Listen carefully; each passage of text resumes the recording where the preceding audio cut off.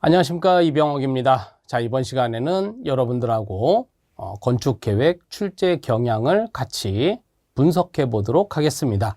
자, 일단 우리가 이 건축기사 시험 또 건축산업기사 시험에서 건축계획이 이제 20문제가 출제가 되는데 어느 파트에서 이제 어느 정도의 문제가 출제가 되느냐, 그러면 그 부분을 이제 우리가 중점적으로 공부를 하면 되겠죠. 자, 그래서 출제 경향 분석표를 보시면 제일 첫 번째 총론에서부터 그 다음에 건축사까지 이렇게 건축계획이 구성이 되어 있는데, 산업기사는 출제 범위가 조금 다릅니다. 예, 산업기사는 출제 범위가 어디까지냐, 여기 산업건축 공장까지가 산업기사의 출제 범위이고요. 여기까지가 이제 산업기사의 출제 범위이고, 그 다음에 기사를 준비하시는 분들은 여기 건축사까지 모두 공부를 하셔야 되더라. 자, 그래서 이제 이 출제 경향 분석표를 이렇게 쭉 보다 보니까 여러분들 눈에 딱 문제가 많이 출제가 되는 파트가 눈에 보이시죠? 네, 그렇죠. 네, 일단은 그 특징이 뭐냐, 하나의 챕터에 여러 개의 내용으로 구성이 되어 있습니다.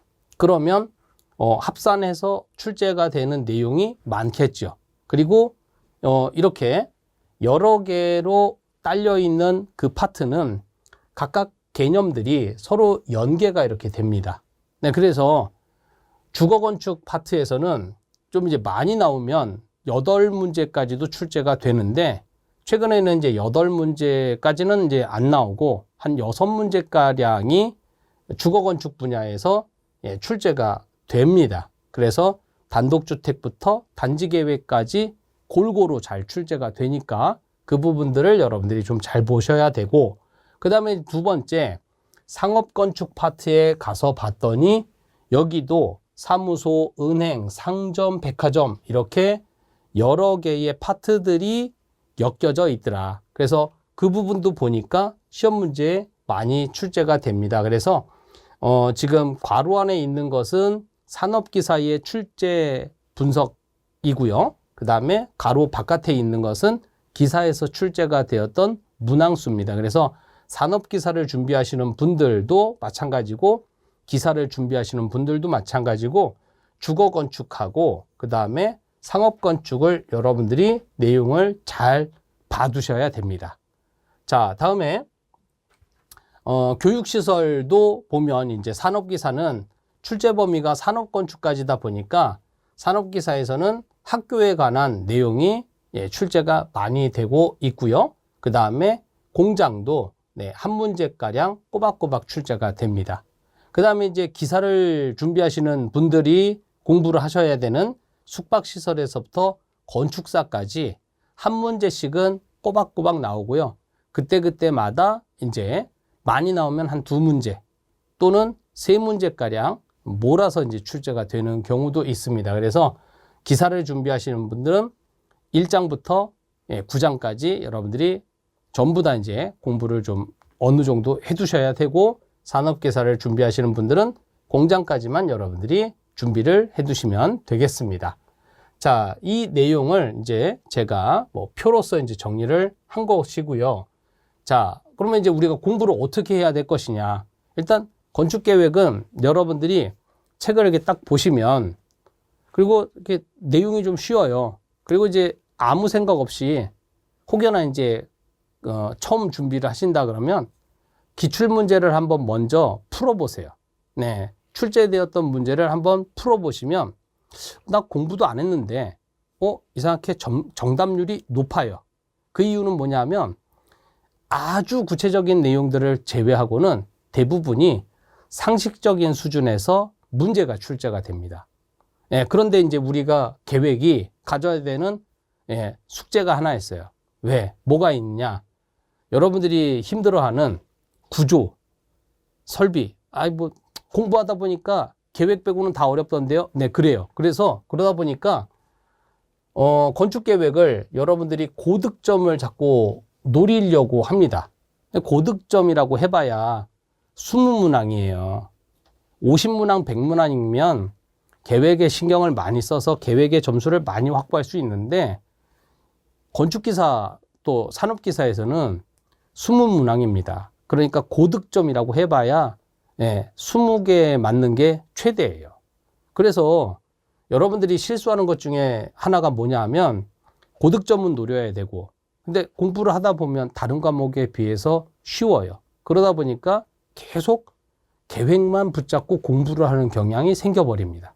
그러면 구조하고 시공하고 법규하고 설비 언제 공부하실 거예요? 그렇죠? 네, 그래서 이 건축계획은 쉬운 과목이지만 많은 시간을 투입하게 되면 비효율적인 공부 방법이 됩니다. 그래서 여러분들이 이론 내용 한번 보시고, 그 다음에 기출문제 풀어보시고, 그리고 거기에서 자주 출제되었던 내용들만 여러분들이 이해를 하고 계시면 그걸로 건축계획은 공부가 끝납니다. 네, 그래서 너무 많은 시간을 투입하지 말아달라. 그게 이제 제가 당부하는 내용이고요.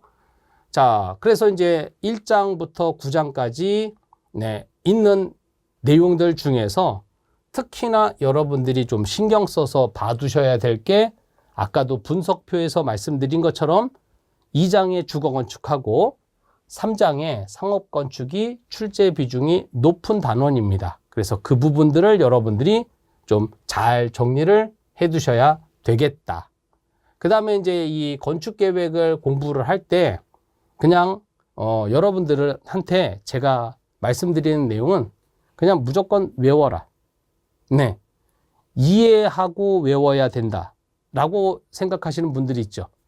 이해를 하는 거하고 외우는 거하고 뭐 연관은 있을 수도 있어요. 그렇지만 전혀 별개 문제라고 생각하셔도 됩니다. 왜 그러냐 하면 내가 이해는 했는데 암기가 잘 안 될 때가 있어요. 또 암기는 했는데 무슨 말인지도 모르고 암기를 할 때가 있어요.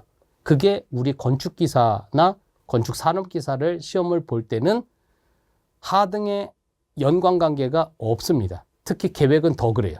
네, 그래서 일단 건축계획을 공부를 하실 때 그냥 여러분들한테는 그냥 제가 무조건 외워라 그러는데, 또 무조건 외워라 그러면 반감이 생기니까, 자, 공부를 하실 때에는 이렇게 공부를 하시면 돼요. 설계를 하는 과정으로 생각을 하셔야 돼요. 그래서 설계를 한다. 그러면 제일 먼저 어떤 건물이 필요해. 그 건물이 필요해. 그러면 그 건물에 관련돼 가지고 여러 가지 자료를 수집해. 그것을 우리가 기본 계획이라고 얘기를 하는 거예요.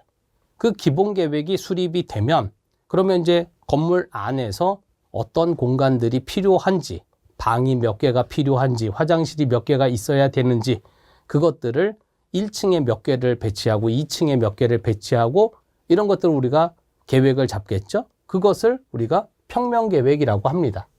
그렇게 이제 평면계획이 끝나면 복도의 너비를 얼마로 할 건지, 그 다음에 마감 재료는 뭘로 할 건지, 뭐 이런 것들을 우리가 계획을 잡잖아요. 그것을 세부계획이라고 얘기를 합니다. 그래서 건축 설계하는 과정을 가지고 우리가 주거건축에서부터 그 다음에 문화건축까지 기본계획 내용은 이렇고, 평면계획 내용은 이렇고, 세부계획 내용은 이렇구나 하고 여러분들이 학습을 해나가시면 됩니다. 그런데 문제는 뭐냐 하면 그 내용들이 우리 시험에서는 어느 파트에서는 기본계획이 중요한데 어느 파트에서는 기본계획이 시험 문제 안 나오는 경우가 있어요. 그러니까 그것을 여러분들이 이 건축 설계 과정으로 공부를 하는 것보다는 어떻게 보면 암기를 해서 문제를 맞추는 것이 조금 더 효율적일 때도 있습니다. 그래서 나는 이해를 하고 공부를 하고 싶다. 그러면 이러한 방법으로 여러분들이 공부를 해 두시면 되겠고요.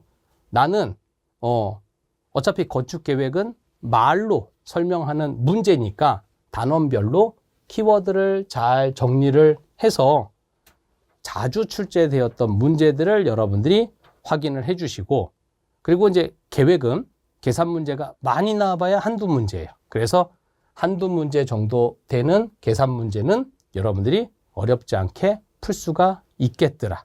네, 그래서 그러한 방법으로 여러분들이 공부를 해주시면 되겠습니다.